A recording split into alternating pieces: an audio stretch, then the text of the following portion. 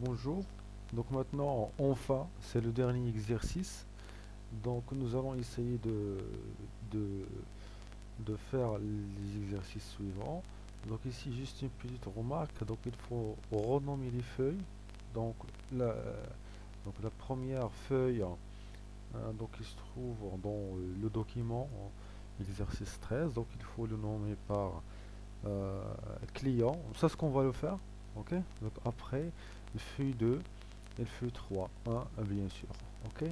Donc l'objectif de cet exercice de remplir cette facture grâce en fait aux informations qui se trouvent dans des feuilles de calcul différentes.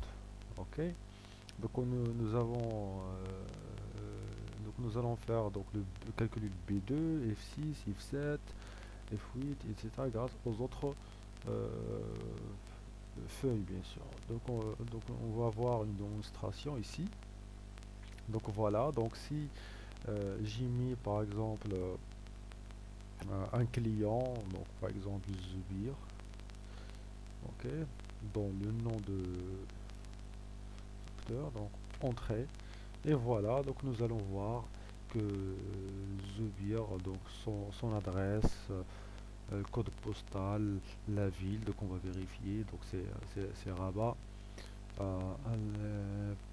Mais aussi la même chose pour la désignation ici.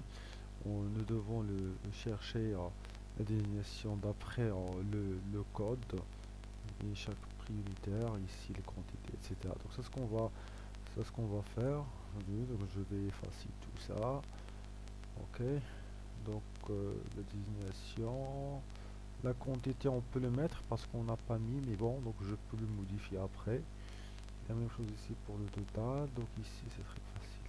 Voilà. Donc la première opération qu'il faut le faire, donc il faut renommer chaque feuille par son nom associé. Donc on commence par le feuille 1, donc il faut l'appeler par client. Ok. Feuille 2, c'est quoi le feuille 2? C'est leur CP, leur ville. Donc client, donc ici c'est produit. Ok. Donc c'est produit. Pour le feuille 2, je pense c'est remise. Ok. Et pour la dernière, je pense, feuille, donc on laisse, donc c'est facteurs. Ok, ces facteurs, c'est pour cela, donc on va faire copier, cop- copier-coller. Ok, donc c'est bien. Donc voilà, donc nous avons ici la facteur. Donc voilà, donc pour la première étape. Donc maintenant, on commence par calculer le B3. Donc ok, donc le B3 qui permet d'afficher la date. Donc tout simplement, qu'est-ce qu'il faut mettre ici? Donc il faut mettre la fonction aujourd'hui tout simplement. Et aujourd'hui entre donc sans argument entrée et voilà, donc nous allons obtenir la date d'aujourd'hui. Maintenant pour le nom, donc bien sûr, donc on va saisir un nom. Donc menu, donc qu'est-ce qu'on va faire? Donc il faut chercher le F6, le F7 et le F8 bien sûr. Donc qu'est-ce qu'on va faire? Donc on va faire la recherche. Donc bien sûr, donc recherche verticale de quoi? Donc on va chercher dans la cellule F5, ça dépend de le nom de chaque personne.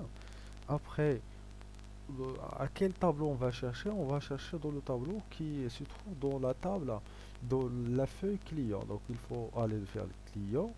Il faut sélectionner de A2 jusqu'à le 17. Donc ici, si vous avez bien remarqué, nous avons ici client, point d'exclamation A2 jusqu'à 17. Donc ici, c'est le nom de la feuille, ok, parce que ce tableau, il n'existe pas le, dans la même feuille de calcul. C'est pour cela on fait. Donc c'est client, point d'exclamation, donc c'est le tableau se trouve dans cette feuille. Après le point virgule, donc là on cherche bien sûr l'adresse, donc c'est C2, point virgule, donc nous voulons bien sûr la valeur exacte. Donc on fait et entrée. Et voilà, donc ici on a une erreur parce qu'on n'a pas mis aucune donnée dans la cellule nom. Donc ici par exemple je peux mettre ce nom, Cherati. Et là donc on peut avoir l'adresse de Cherati, c'est le 243 rue de Nador. Donc on va faire la même chose pour le code postal. Donc il faut juste de choisir la colonne numéro 3, hein. Ça y est, c'est bien. Donc 3, et voilà, on va obtenir le code postal. Pour la ville, c'est la colonne numéro 4, tout simplement. Maintenant pour la désignation, donc on va faire à peu près la même chose. Donc on va faire égal recherche de façon verticale. Donc c'est quoi la valeur cherchée? C'est le code. Donc point virgule. Donc je cherchais donc le tableau qui contient le code et les désignations, c'est dans la feuille produit. Et voilà, on va sélectionner de A2 jusqu'à le C7. Et vous voyez très bien ici, c'est le nom de la feuille, point d'exclamation avec la plage d'adresse. Donc après, qu'est-ce qu'on cherche? C'est la colonne numéro 2. Ok, donc c'est 2. Et nous voulons bien sûr la valeur exacte. Et je ferme parenthèse, c'est entrée. Et voilà, nous avons le DDR.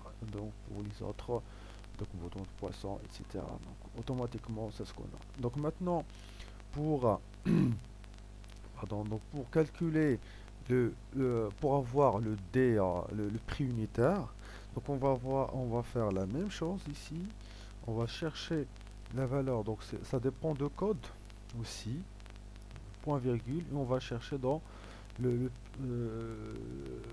produit bien sûr.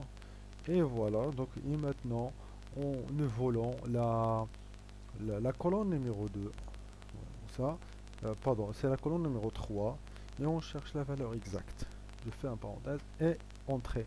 Maintenant, tant que, donc ici j'ai fait une erreur parce que il faut mettre le dollar, parce qu'on va faire copier, donc il faut avoir que cette adresse soit fixe. Ok, c'est bien. Après, la même chose ici, le dollar $1, dollar $2, dollar $C, dollar $7, entrée. Et on va faire de façon recopier.